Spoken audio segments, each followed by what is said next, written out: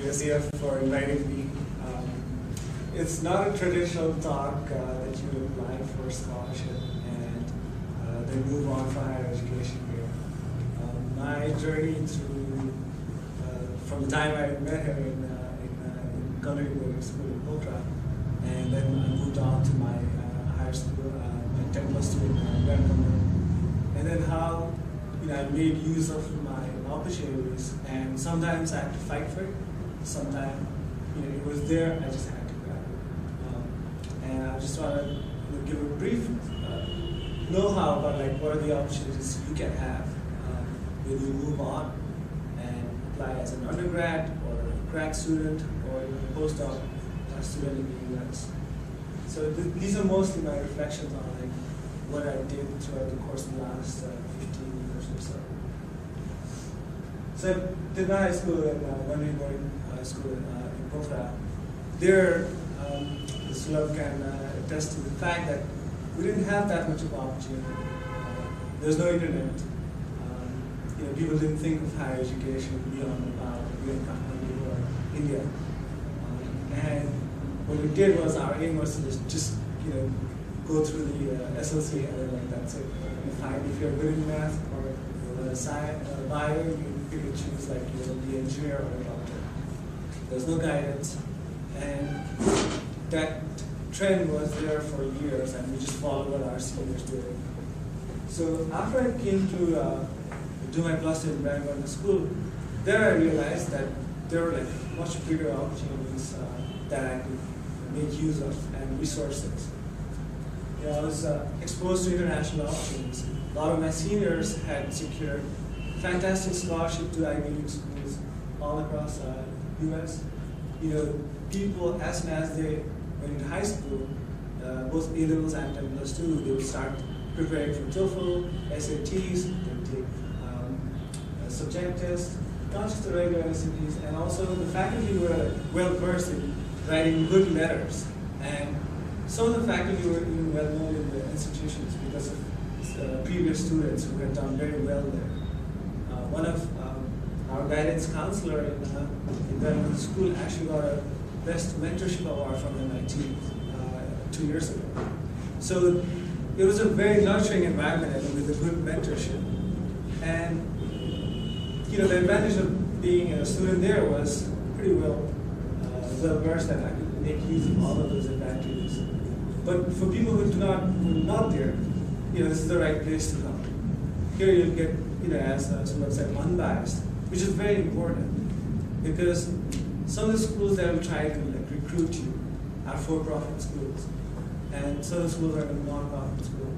So you got to, some of the schools do not provide you a lot of resources, and some of the schools do not provide you enough expertise or knowledge to move further in your career. So you just come to a place where it's unbiased. And obviously, so what helped me there was, getting this information that opportunities abound. But being in Nepal, you get trapped into this cycle. What do you do next? What is the ideal career? So at that time, it was mostly I was very poor in maths, so I just decided to be a doctor. I took bio. I didn't take maths. So after that. I think a year later, because of the test results and all that. So in 2000, I got admitted to Koirala at Tehran for my MBBS. And during that time, the other opportunities that I made use of was getting active in the student council, being active in literary works, refining my leadership skills. I was the student leader there. I did a lot of other work, negotiated with the hospital administration, tried to do a lot of different works, not just medicine. And I think that was an extra added advantage to me because that kept on growing. You need to build something. So anyone can be just a doctor. But if you want to be a manager, a doctor is a manager too, or a leader, or a negotiator. How do you build that is through these foundations. There are a lot of options in your campus or schools. Get involved in that. Learn how to talk to people. Learn how to be, have a public speaking or get a human interaction with each other. So that was what I made use of. And after that, I had to think, what should I do next? Where would I go for postgraduate training? Should I stay in Nepal or go to India to do my MD training? And there are some of the things that I thought through. One of the things that made it easier was my younger brother was also applying med school there. He had finished his high school here, applied for undergrad in the US, and was studying in the US, and was trying to apply to med school as an international graduate. And we were talking about how we can work together back in Nepal. And one of the things that I was working on was HIV in my hometown in Pokhara. Because a lot of HIV drug users and HIV going on. I also wanted to be good at like patient-centered care. It basically means like, the kid, I was not happy with the curriculum of the current MBBS training here in Nepal. And I would do something else, just beside the regular medicine. And I also wanted to come back to Nepal and do something. Or if not be here all the time, create an organization that will do something. So those are the things that I thought through and decided that I should maybe go to the US to do my further training. So just to give you an example of like the differences in the US medical system and the US and Nepal, or say many South Asian countries, which are mostly like the British education system. You got to do a pre-med, which is basically an ISC here. But in the US, it's 4 years of college. So by the time people go into med school, they've been 4 years of undergrad, and they're much more mature than us. And they just do not go into medicine just because there's not an option. They really need to learn. They want to be an option. And the time difference is a little bit different. Here, after IC, 5.5 years, you have an MBBS degree. But there, med school is like 4 years. And this is in addition to the undergrad 4 years. So the degree that we are awarding here is MBBS, and there is like a degree. And postgraduate training almost the same. It's 3 years, and there are also 3 years of training. And specialty is very different. Specialty here is only 3 years more after the postgrad.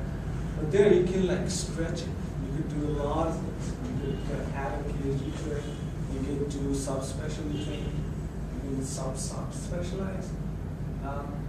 And also the other thing that you need to keep in mind was the cost of doing the whole medical process. In the US, it's really expensive, like nearly $200,000 to get. If getting even known as an international student is really difficult and kind of unheard of. So compared to here, like the postgrad training was another $65,000, while you get a kind of stipend of $50,000 to $60,000 a year in the US. So while I was preparing myself to start residency, I was also working in one of the HIV clinics in Koirala. I was taking the USMLE preparation by myself with a group of our friends. I took the test here in the next building, long 6-7 hour long test. And also I was working in a nonprofit in NatHealth that we had established to work in the far west Assam. I don't want to go into detail of that, but we run a district level hospital there, provide free care. There are around like 70 staff, doctors, nurses, and around like 120 community health workers right now. And it's all free. So after I went to US, I worked as an HIV educator in a community health center there. And these are opportunities that I kind of looked for. I tried to do a lot of research on the internet, made a listserv of all the clinics and universities in New York. I was staying in New York at that time. I used to go to almost all of the free sessions of all these medical centers. Any conferences, anything, I would just go there. And I would try to like talk to people, just learn how to talk to people, like try to meet people, try to introduce yourself. Like how do you introduce yourself as a student who's trying to get into residency? just improving like my conversational skills. And that's how I landed up with this 3-month internship. And that helped me a lot during my residency because the way I had to interact with the patients, the way I had to talk to about difficult subjects was much more easier for me. Then I trained in Bronx-Lebanon, which is one of the poorest counties in the US. It's very poor, right in the back end of New York City. It was a completely different experience. Already sometimes worse than what we see here in Nepal. Homelessness, crime, HIV, but also like real good medicine to be trained. So many clinical cases that I still recall. But also at the same time, a lot of our other colleagues from different parts of the world had like a lot of cultural shock about how to talk to them, how to give like bad news to these patients, you know, who've going through a lot. So those skills that I used to talk to people, work in the community center, kind of helped me ease through that process. It was a very difficult training program, but that kind of helped me. So, you know, as I said earlier, the foundations will always help you in the future. So you kind of build like small foundations that will help you in the long run. And we had a resident union. So residents are like trainee physicians. In our hospital, we had a resident union, and we would bargain our, say like rights, like salary, benefits with the hospital. So I got involved with that resident union, and through that, like they gave me a lot of like training, leadership skills, negotiation skills, and using that, you know, I was on the national team as a representative for New York, and you know we worked on different national healthcare policies for resident education and safety. So, you know, you can see that the foundations from the med school, working in the student council, they kind of help me build that. So there's no other thing that you just need one person. Like when employers are looking for your job after all this career, after all the education that you've done, they just do not look like, oh, what's your GPA? They look more into you, like how are you a well-rounded person? Will you step into a leadership position when you need it?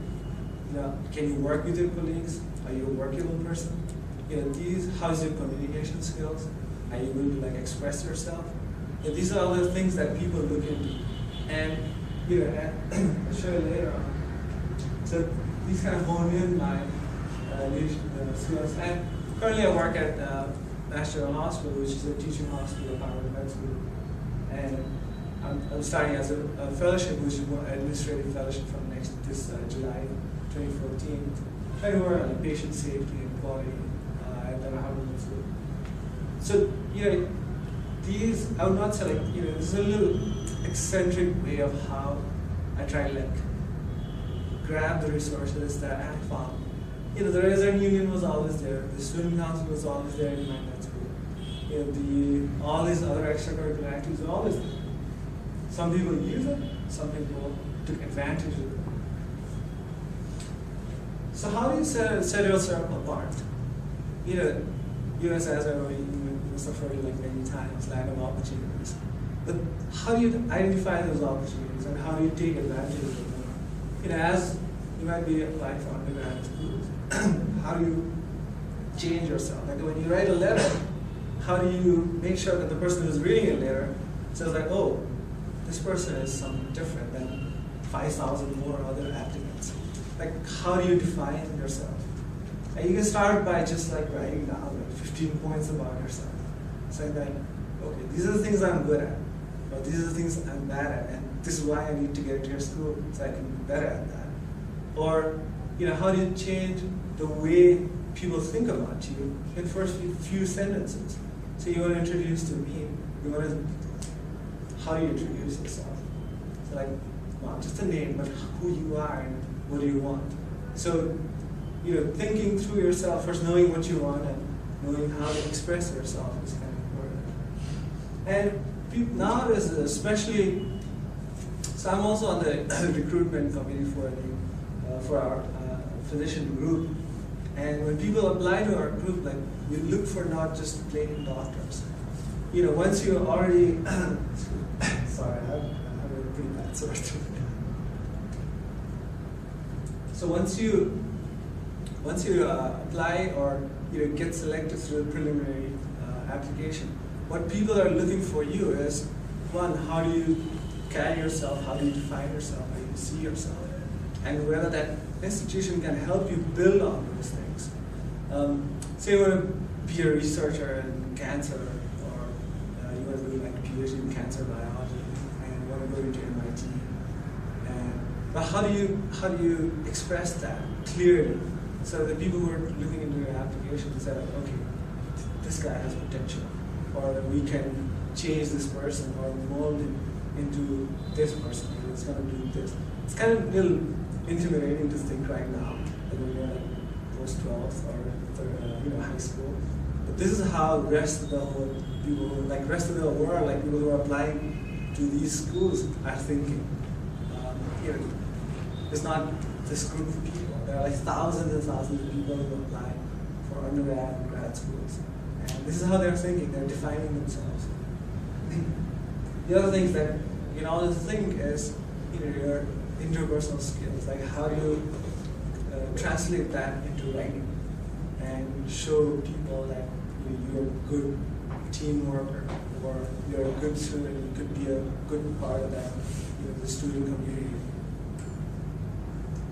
And some of the things always like you got to consider is like whether you can afford it if you do not get full scholarship, whether it's worth it or not, whether you can get the same kind of training that you want elsewhere, or maybe another university or another college. What kind of education that you can ask the staff here, or like go through the resources, go through the internet, and see what is the right fit for you, and how do you express that fit to that college, and how do you define your career goals? Like 10 years from now, how do you want to see yourself? 15 years from now, how do you see yourself? And I always think about like how we can give back. Maybe it's my personal bias, like for the work that I do. How do you give back with all the education and all the opportunities that you have here? How do you give back to your home country? And either like transfer technology or like bring back the knowledge that you gained there. That's about it. Thank you. Any questions?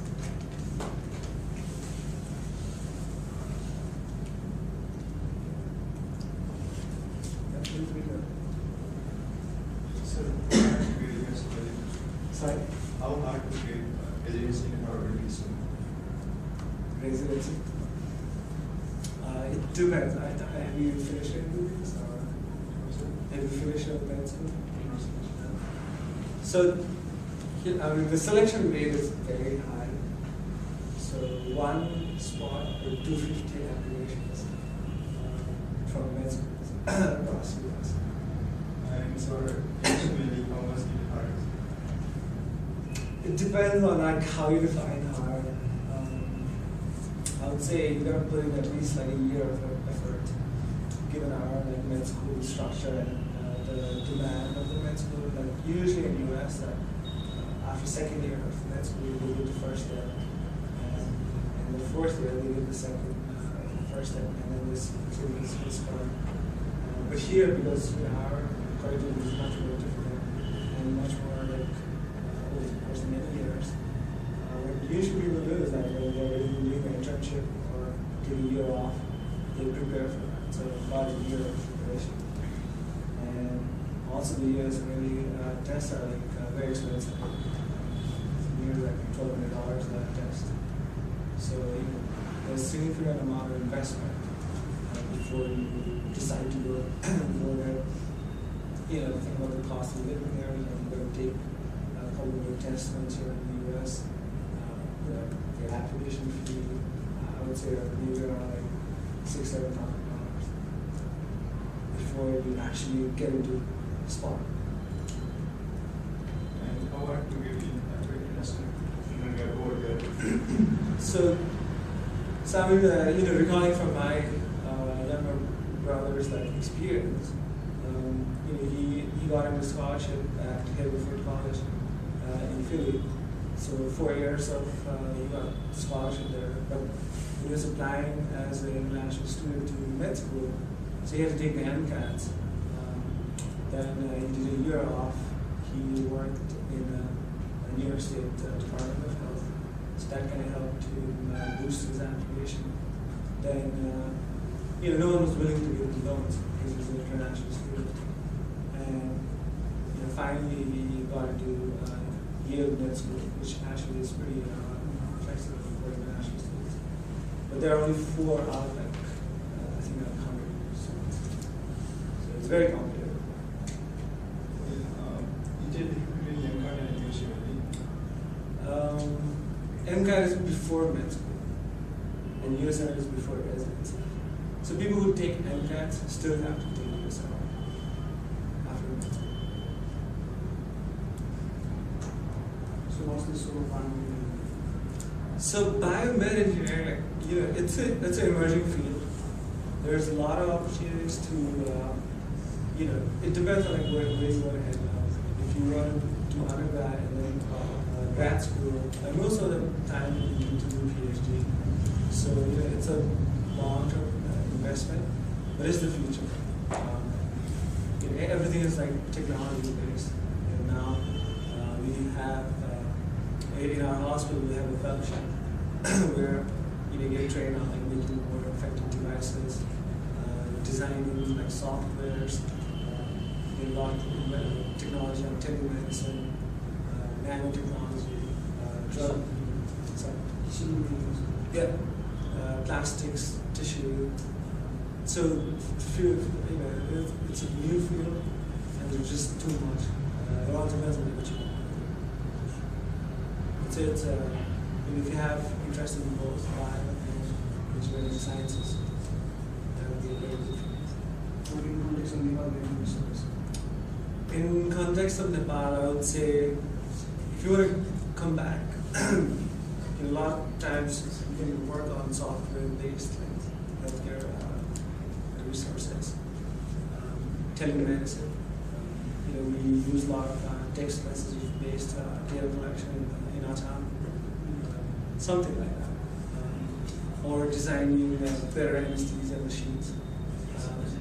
I used to work with a company which used to make anesthesia machines out of the cheapest of the most effective anesthesia machines.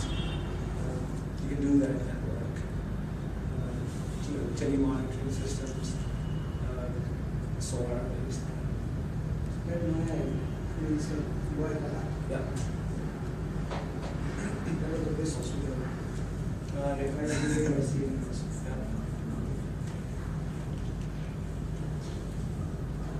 You went to your postgraduate medical education in the US. Do you think you could have, so you had lots of opportunities in there. Are there similar opportunities available for students here in Nepal? Yes and no. I would say yes to the medical part of it, but no to the others, like leadership skills and negotiation skills. There's a lot of climate of fear when you talk to your seniors or try to improve something, which is not there in the US. And trying to improve something is much more easier there than here. You must have heard about going to KC and it's strike. You can see how difficult it is to do those things. If you hadn't been to the US, do you think you could have, achieved your ambition or dream if you had studied here in Nepal and studied, not in the US? Yeah. Do you think you could have? I was planning to be a surgeon, and opportunities changed into medicine. I'm so happy in medicine, but maybe I would have done something else. I always wanted to do, open a accountable nonprofit and do something. Maybe I would not have done as much as I wanted to, but maybe on a smaller scale. I would still be able to do it.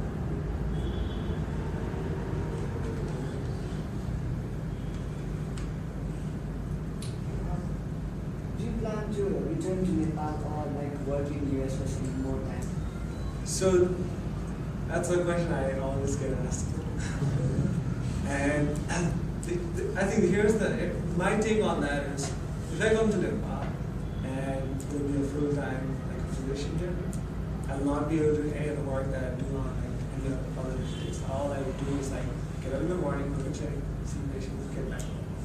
In fact, this is what most of the physicians do here. And I'll not be able to work on these QI projects. I'll not be able to work on I'll not be able to do these talks because I'm losing money. I'm not seeing patients. It's a different aspect. I mean, I can take time off from my work. In the US, it's pretty flexible. I can come here, do my work, and still actually kind of fund it also. You can fund different projects. I just came back from my med school. We were doing some patient communication work. So these things are, none of my friends who are working here as a private practitioner they cannot devote that time.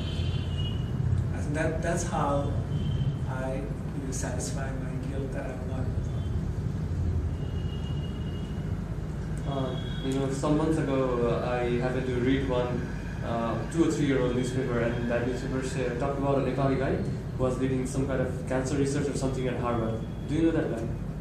I don't know. It's a really big question. I don't even remember. It was in Republican. Sorry? I don't remember his name. There are a lot of people at Harvard, Harvard is a pretty large place. The article described him as kind of an important person at Harvard, something like leading a research in cancer or something. Actually, I don't even remember his name, but still. Well, I mean, just in med school, there are 5,000 physicians. Are they Nepalis? There are, I would say, maybe 2 more. One I know, we work together, and I'm not really sure. One is a student there. He was a senior from my high school. So he wasn't a student, he was something like a research, doing research or something. He wasn't a student. I mean, I know people who work in cancer research at Harvard also, but I'm not sure who can work. Well, he was an old magazine, old newspaper, so. I'm not sure. I do know people there who work in cancer research. I don't know what kind of work they do. It's very different. Research world is very different than clinical work. Their life revolves around simple molecules. It's just different, and we do get together. We do know a lot of people, but I don't recall. And it might be one of my friends, but hasn't.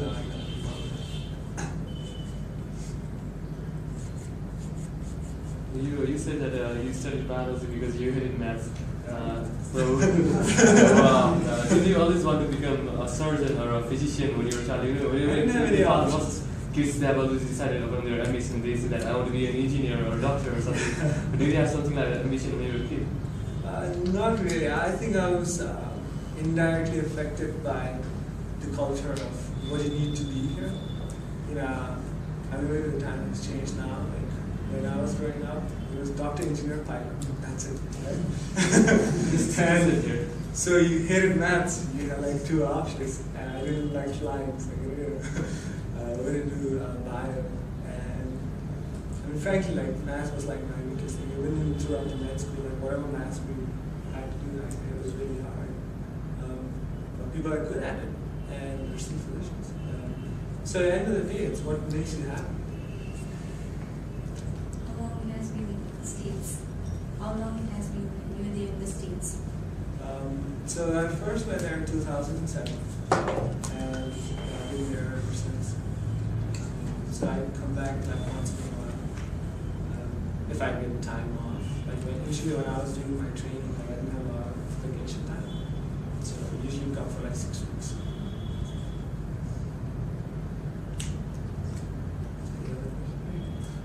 You experience the education system of both the countries. What do you think is lacking the most in Nepal education system? I think self-directed learning is not there. You cannot be proactive and question a lot. If the teacher says something, like, you gotta believe it.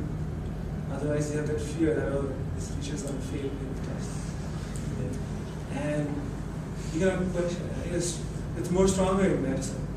You cannot question your seniors, even though they are wrong. Even though if they are not doing the right thing, you cannot question them. So I think that climate of fear is, holding back a lot of potential. And when you are open to speak your mind and open to express yourself, and that is what is promoted in the U.S. education, is you can speak your mind. You should not agree with the faculty. In the classes that I take, like, a lot of people would disagree with the faculty. And that's fine. That's how you learn. You learn the other viewpoint. Here it's one way.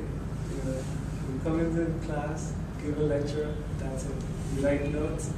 You actually write exactly how your teacher wants you to write. Right? There's no self-innovation and critical thinking. That's holding a lot of attention. So if you were a health minister of Nepal, what would you like to do in Nepal? So,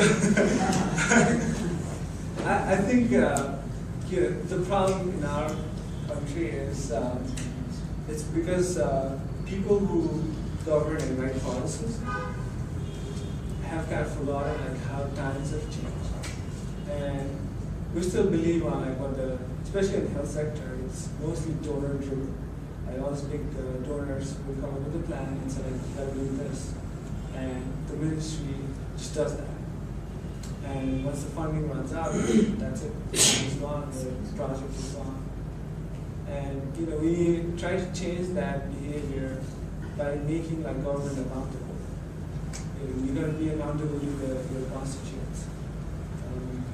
And I think that is the difference. That if you want to provide high care services in a low resource country, you need to be accountable. And it has been done in other poorer countries like Rwanda, Uganda. They have up their resources, like healthcare delivery, way better than most of the advanced nations. So, because they are accountable to their population, and accountability is not there. And that how difficult is it to get into medical school in the US after finishing undergraduate from this institution? Undergraduate, any undergraduate, not necessarily medicine. I would say nearly impossible. You gotta do undergrad in the US. You can really you gotta be top of the class as an international student. Top of the class, high scores, high MCAT scores. You gotta be way better than most of the US students who apply. Because the problem is not getting into school, it's financing their education. That is a bigger problem. And they will not finance their education like banks, like private loans, unless they see potential. So that is the difficult part. You might be top of your class and everything, but if you can apply for med schools, and a lot of people are applying. Once they hear some of them got in, they do apply. It's the financing part which is very expensive. It's expensive to do a student. I make this short. What is the situation of medical students in the United States? In what terms? Overall. That's a good question. I would say it depends on how you utilize the resources. Regardless of how big the university is or how big the college is, you will experience you will be exposed to some kind of opportunities. And as I said earlier, is you gotta grab it. I can give you an example of my brother's friend. We went to a very small community college after finishing his high school in back home. Then he was very good at that school. Then he got an opportunity to present a paper in a regional conference in Texas. And there he met another researcher at Harvard. and he sponsored his fellowship at Harvard, and he finished his doctorate at Harvard and now he's faculty there. So you don't need to, it's that opportunity, how you take advantage of that. And as I said, you gotta look out for it. You gotta be very proactive. When I went there, every time I would like screen all these free conferences. Just go there and meet people and just talk. Like people love Nepal. People, as soon as you say you're from Nepal, like people love it. They want to help. It's very true. Like I face that all the time. Like every time you say, a lot of people think I'm like from the Middle East or like.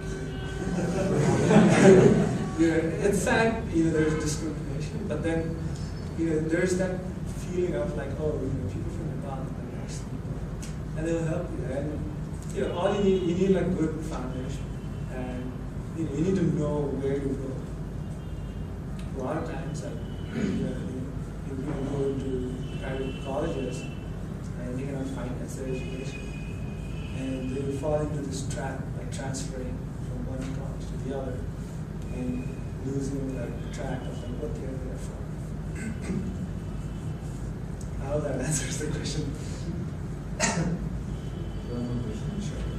How do you find your learning, your job, and research different? Sorry.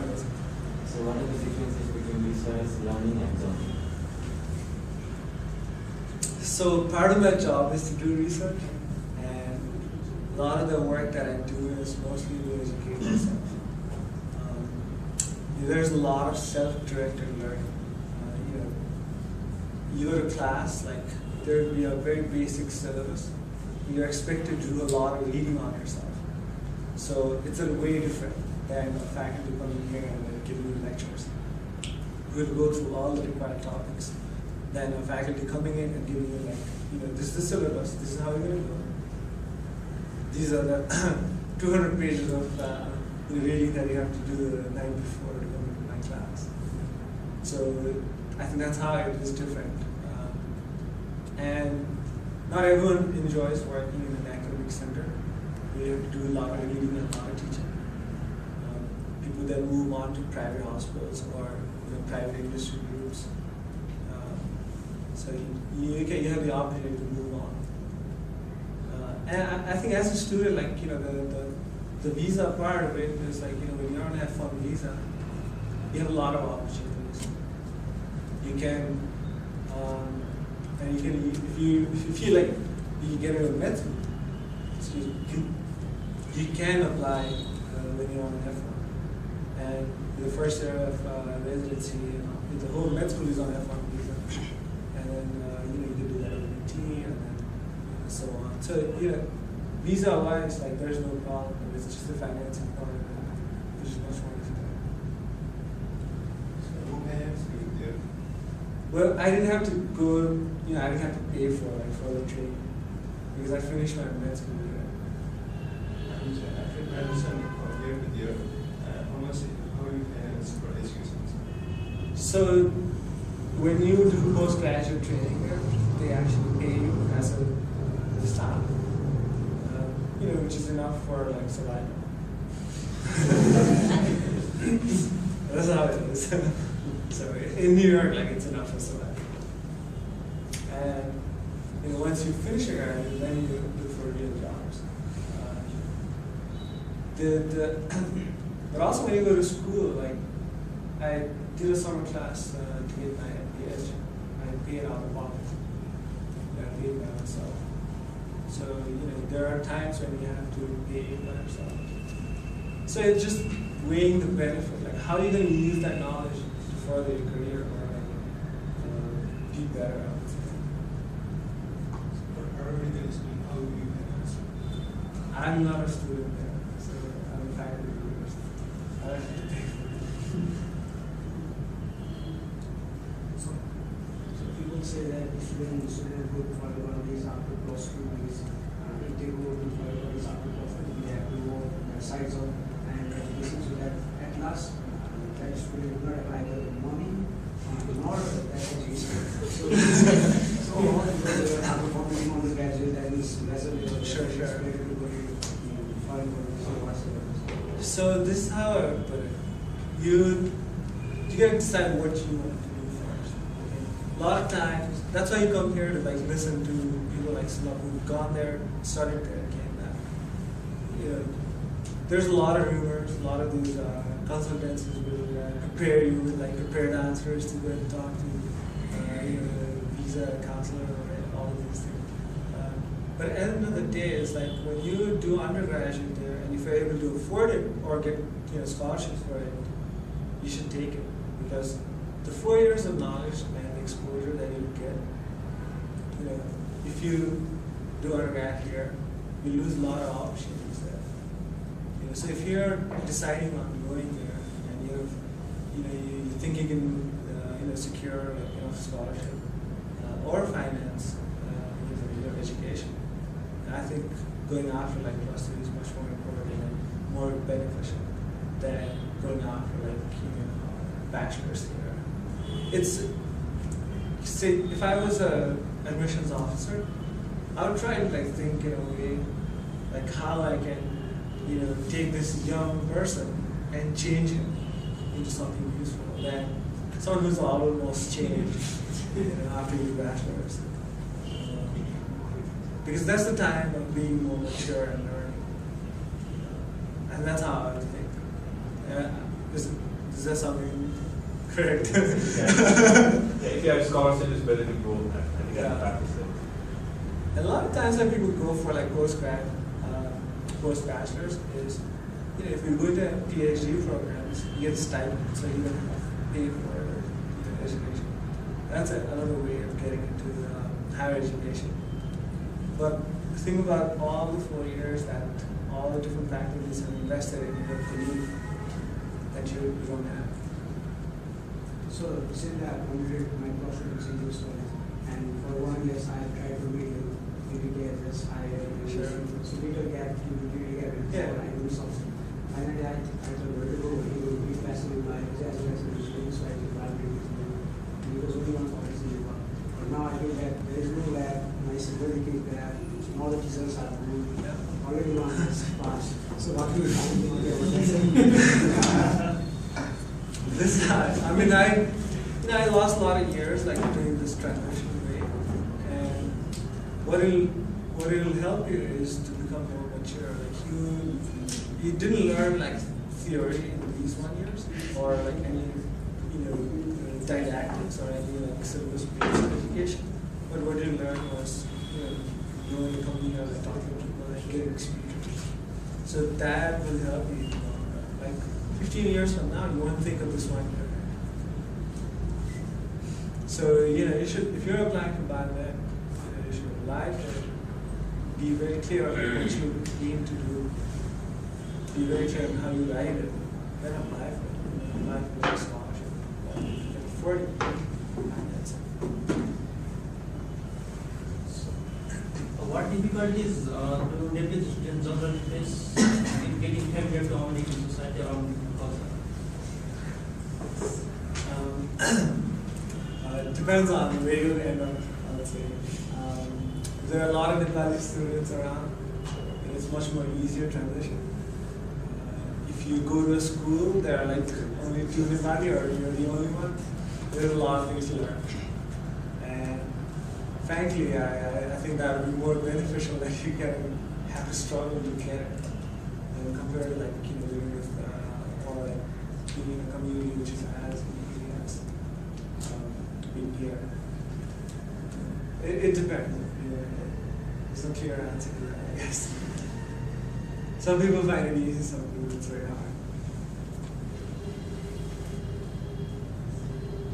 Can you talk a little bit about the options? For example, if you don't get into medical school, like public health, what are the options Sure. there? Yeah. Because a lot of students from Nepal, they are applying for public health. Yep. Areas also. So public health is another area that you can, if you are interested in like life sciences and sciences, you can apply for. There are different branches of public health. You can do management, you can do global health, you can do finances. You can do epidemiology if you're really good in maths. The tricky part of public health is just getting an MPH now is seems like it's not enough unless you do epidemiology, which is like really high job placements. And otherwise, if you want to go into international organizations, because that's what you end up doing is either working for like some like UN, JSI, all these NGOs. And what you will try to do is see how not just the I'm not sure if there's any bachelor's in public health in the US. I think Yes, there are very few programs. Yeah. Very few. So, say, if you're a physician, like there's a 1-year program, but if you're not a physician, it's a 2 years master's program. Like in Harvard, it's a 2 years for non-physicians and 1 year for physicians. And the same in Hopkins is like 11 months for physicians. And at the end of the day, again, it's not just your degree. It's how you talk to people. It's networking to get that job after you finish it, of course.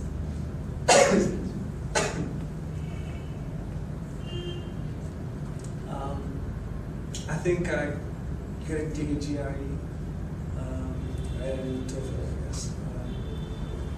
If you finish your 4 years of undergrad, I think like some of them even waive the TOEFL. So, but I feel like those are not like the best places to go. So, Sorry. how do you global public health?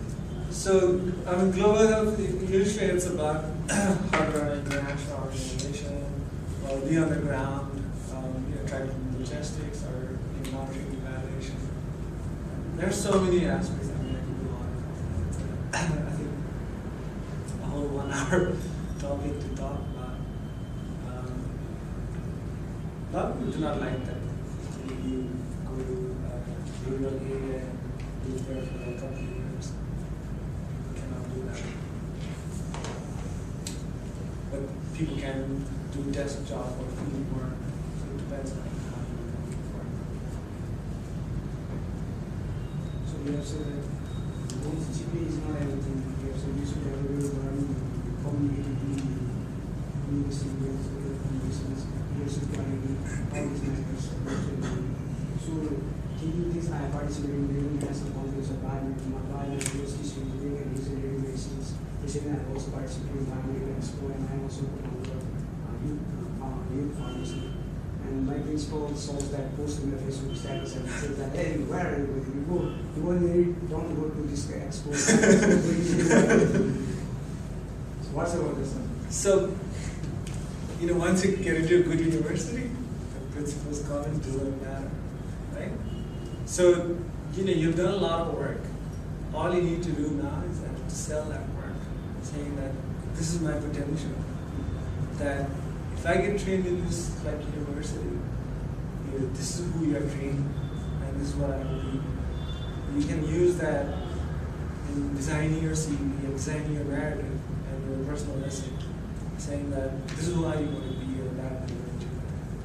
It's not just because someone posts on Facebook that you're not studying, right? But what you're contributing and how you're different than 1,000 other people who are black. You can use that to your own advantage. And it's just the way how you write it and show that you are better than the others because these are the things that you've done besides just maintaining academic grades. That's your advantage, not a disadvantage. That's another thing that is different. Like there's, if you do anything extra, our faculty teachers will get upset. And they'll say like, oh, all he does is like go to different conferences and read the theory books. But that's not education. That's it's just like being receptive. You're just receiving what someone else is like speaking. You're not like thinking, doing your own thing, which is different. And the thing is that our principal is that Professor Dr. Technics is really fascinating. Like he said that if I write one email to my professors, then you can directly get admission to the Sophie College, Sophie University, and different problem arises in the colleges. So I said to the principal, so this is not true, this is not happening in real we are paid money 4 lakh, 5 lakh, 6 lakh, and the lab is also not going to give, government lab also not, physics lab also not, students lab also not. So when I say that, don't otherwise I am not recommend you to the foreign university. So it doesn't matter, so if you have a grade, if you have extra potential, you can easily apply outside also. Why you need this also? That's why you need to know who will write a good letter for you. And I think that is also one of the skills that you need to learn is how to balance that, being not to be known as a rebel, like who's always complaining, but also learn that skill, how to convey that effectively. When I was in, I had to get letters from my faculties in Tehran from my residency, and I was also like that. I was in the student council, and I had to lead all these issues to administration, and they would say the same thing, you should go read, what are you doing? Just being like a neta. But the skill that we learn is how to balance that being an annoyance versus being an effective leader. That's the skill you need to refine. And with the right letters, undergrad schools letters are different than grad school and postgrad and work letters, especially because you're young and you're learning. Compared to after you do your graduate school and you're applying for postgrad, the time to mature and your letters will be different. As an undergrad, applying for an undergrad school, you're still young, and people tend to overlook all these subtle things. Young people are like that, and people do understand the generational differences. Who's writing the letter? I guess the professor must be 50s, 60s, right? So there's a huge gap of generation between your thinking and that professor's thinking. But at the end of the day, you can still write in your essay how you address those concerns. You can use that to your own advantage. You can say my faculty used to threaten me, but this is why I felt it was important, and this is how I can contribute. You can use those things to your own advantage. Can you talk about the initiative at some NAIL, how you got involved into that and what you are doing so that we'll get some more inspiration? So NAIL was founded by 3 Yale medical school students, and my younger brother had got accepted into Yale, and I was applying for my USMLE, and he had received his acceptance from Yale, and we both were talking about opening a non-profit so that we can run similar kind of organization, service delivery, healthcare accountability, and something that even after we're in the US, we can come back and do work here. And through Facebook, actually, we found out that there was this organization called NAN, which was very rudimentary. Only 3 people were there. They were looking for other partners to start, and that's how we got involved. This was, I think, in late 2006, after I graduated from Tehran.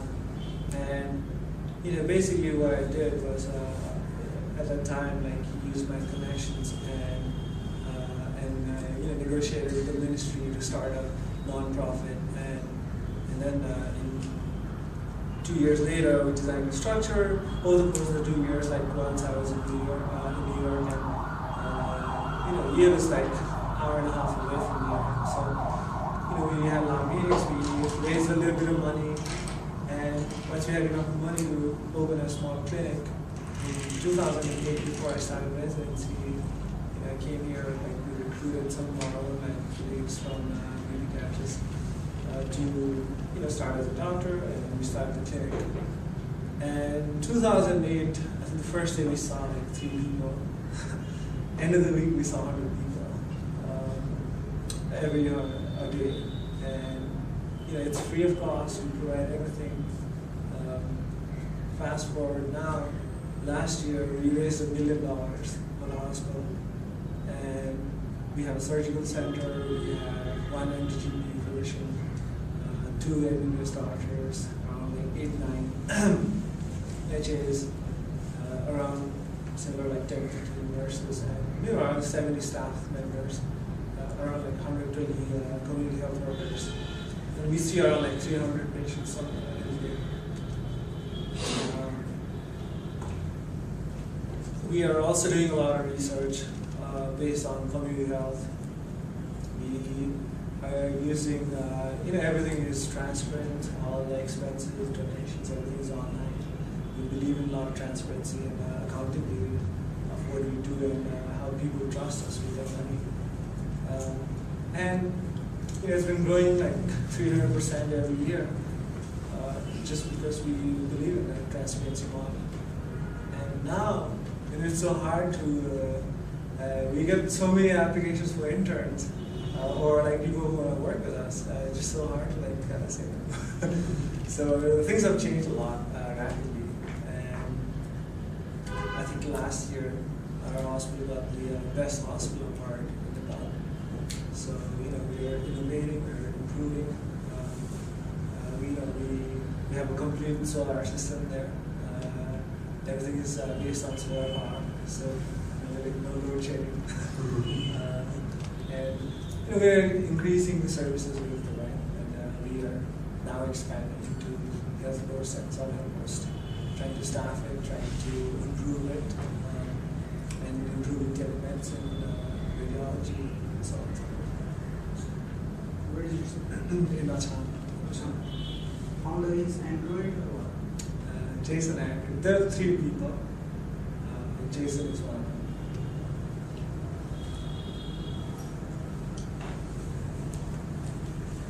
Any question? Is there any question that you are expecting to be asked? Sorry. I don't know. It's all your time. You're free to ask. Did you expect that we'd ask you something and we haven't done that yet? Well, I think you asked more questions than I expected.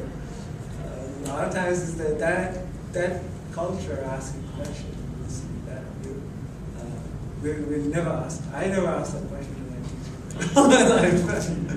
I would just like be silent about it and ask my friends who are smarter than I was. Now you say Nepal or go to US? Well, I go back and forth. I have a full-time job there, which I cannot just leave. And, but the work is flexible enough that they give me like a good amount of time off to come here and work. So I'm trying to increase that time. Get enough funding for me to come here. And because you are rating as a scholarship. There's no scholarship there. There's heavily partial, and then full pay. There are like a whole bunch of other things, like non-SAR. Like full pay is like $65,000. Heavily is around like 5 lakhs. Partially, it was around like when I was there, and when I was there, like partially was 11 lakhs. Then non-SAR was I think like 25, 30, and SAR was like 45. Non-SAR was like 45. It's very tricky, like when you think about that, like a lot of doctors leave the country. A lot of doctors go to US or Australia, UK, and not many go to UK now. All sorts of like different places. That's why like my bias is like how you can give back, or how do you still continue to work in town. Not many people do that, but there are a few of us who do. So at the end of the day, it makes me feel happy, and that's why I do it. So for that is who is funded programs that work? Thousands of people. Most of our funding is around like $20. So, and now we target like pretty high end research. Around like $40,000-$50,000. It's mostly research based. And these are not like these are mostly observational studies that we do. And we get a lot of funding for, say, like we raise money for solar power, and we raised around $40,000 twice to make it like free solar power. And similarly, like for X-ray, we raised around like $50,000 to get the X-ray on shipped over there. So we do need-based target fundraising, and most of the staff salary comes through these training hours. So we kind of be lean and efficient on like how we raise money, and everything is online. We don't have an office here. So you're already established in the US now. If you will, then you can bring some donor to house. Some donors. So that you can start another project that you had.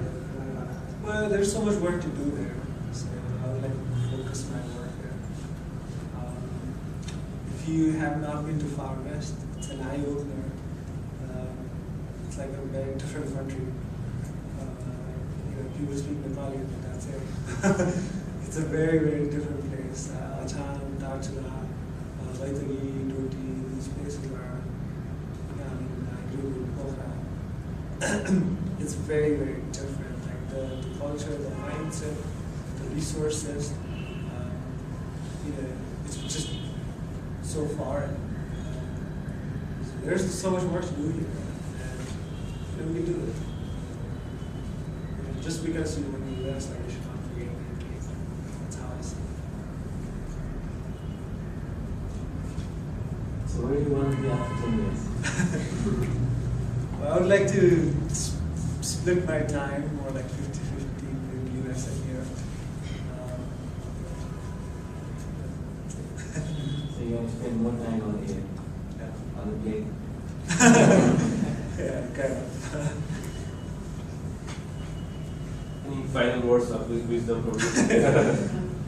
I'm not sure if I'm worthy of giving wisdom, but I think we need to believe in ourselves, get unbiased information.